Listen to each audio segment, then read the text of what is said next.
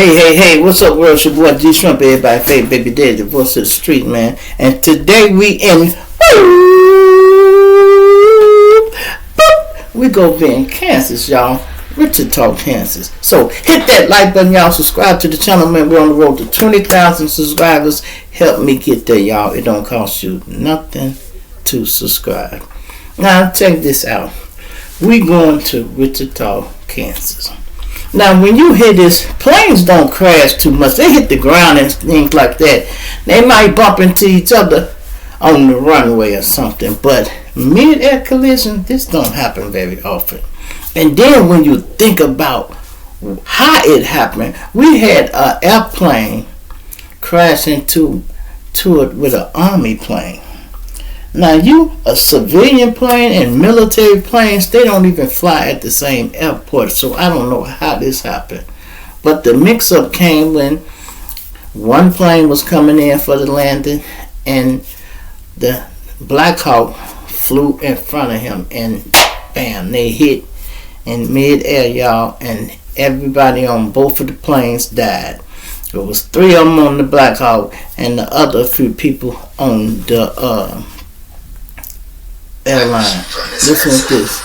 Officials said flight conditions were clear as the jet coming from Wichita, Kansas was making a routine landing when the helicopter flew into its path. The crash occurred in some of the most tightly controlled and monitored airspace in the world, just over 3 miles south of the White House and the US Capitol. In D.C. Passengers on the flight included a group of figure skaters, including 2 Russian champions, their coaches and family members who were returning from a development camp in Wichita.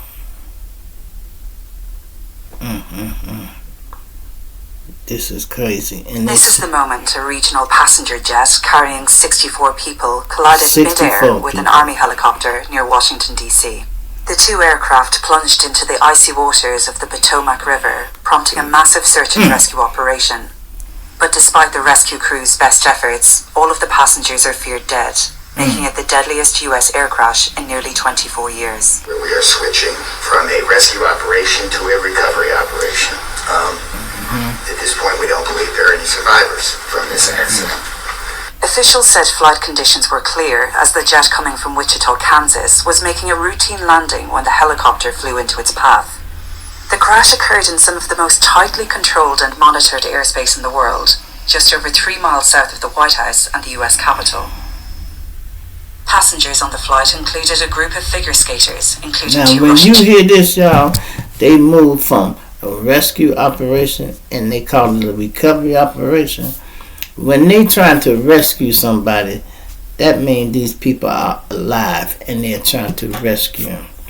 When it's a recovery operation, that means they assume you are dead and they're there to recover your body. That's what the difference between that means. And whenever you hear them say that, we going into recovery mode, that means they finna stop looking for a live person and looking for a dead person. And they feeling some icy waters, they say, y'all. They don't think nobody alive. Even if they find, they might get their bodies, but they don't think none of them alive, y'all.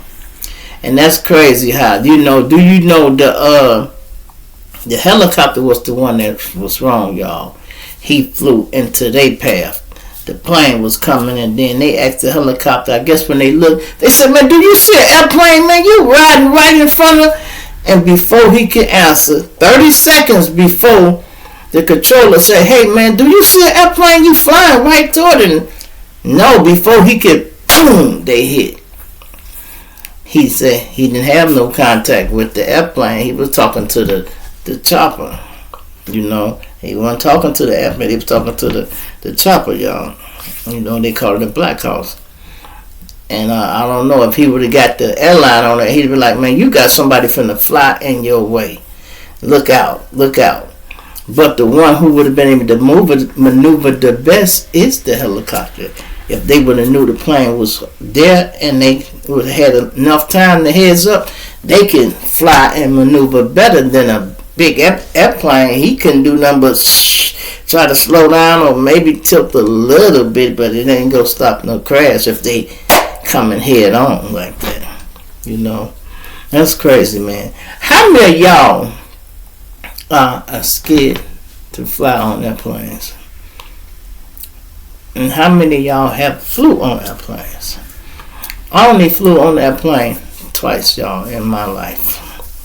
Twice in my life. On this 1, 2, 3, 4. I think 4, because we went down there and then we had to come back.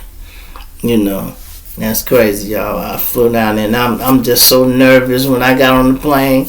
I'm like, I know this motherfucker go crash, man. It's go crash with my bad luck. I know this motherfucker go crash, man. Damn, my bad luck. I know it.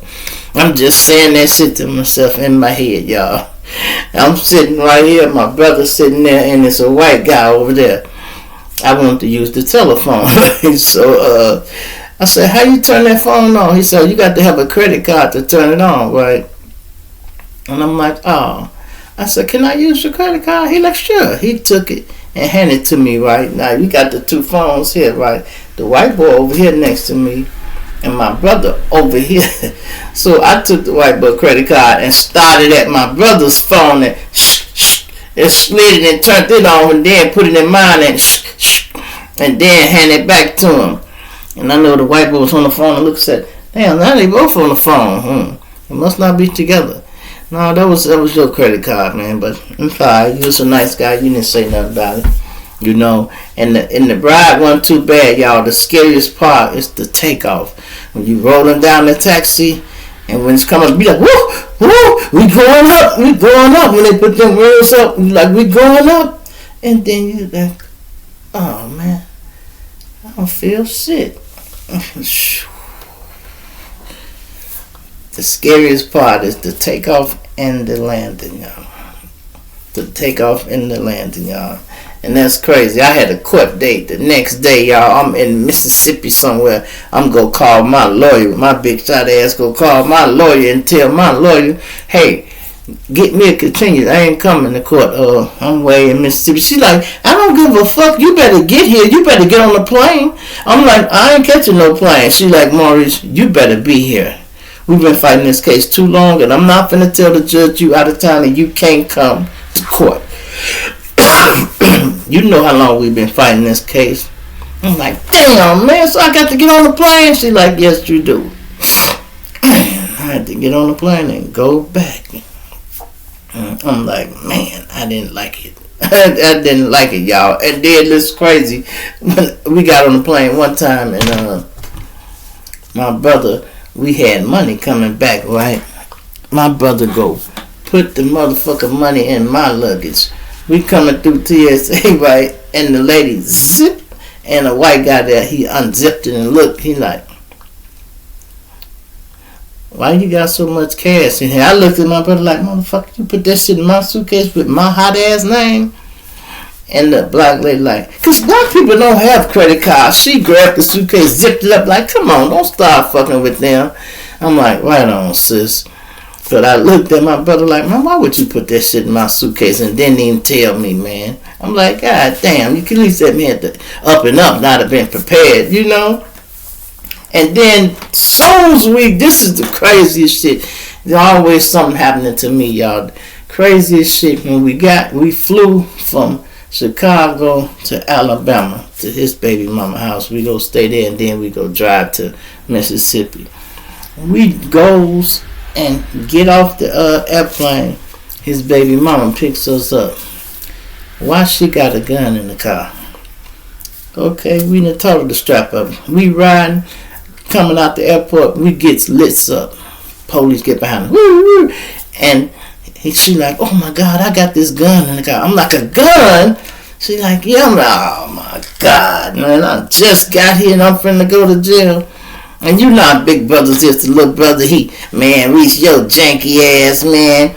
I always ride with her. They don't never stop me the day you ride. I'm like, motherfucker, she got the gun.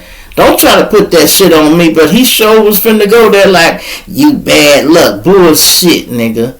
Bullshit. She bad luck for having the damn gun, nigga. And she go, Maurice, hide it for me. And I'm like, God damn, man, I don't know what to do with it, but I'm gonna try to tuck it the best I can. It was a 25 automatic, y'all. We was in a little, I rocked the seats. You can't, so the police had to look. He can't look all the way under it. think it was a hump. He looked under it and he couldn't see nothing. I put it under the seat, y'all, in between the little racks to just slide the seat back and forth with, but I stood it up. I didn't lay it down and I stood it up. So when he looked, he couldn't see it. He could see straight to the back, but he couldn't see the strap, plus it was black. So after they searched the front, and then they gonna say, can we search the trunk? Yeah, I'm saying, yeah, you through searching the back, motherfucker, definitely you can search it. And he went back there, went through the trunk a little bit. Then he like, alright, y'all have a nice day. He said, the reason I stopped you, y'all got that fluorescent light over your license plate. You can't have that, that's illegal. And I'm looking at my brother, yeah, but you act like it was me, nigga. It was what she did. She had the pistol and the shit on the plate, nigga. Don't try to put it on me. But people will do that, y'all. I'm telling you. That made me so damn mad. Me? How the fuck I'm janky, nigga? I just got off the plane. She janky because she got the pistol, nigga. And we on the run for a minute because we trying to get out of town because we had just got too damn hot in the city. We trying to duck the feds, goddammit. We heard they finna open an investigation and we didn't want to be part of it. We got the hell on up out of there. I got that little birdie from the station. So I'm like, oh yeah, it's time to move around now. We getting hot? Okay, man. And that's what it is, man. Anyway, man, it's your boy G Shump. Everybody fake baby daddy Rush the street, man. I'm gonna plant you now. Dig you later, man. I'm out of here.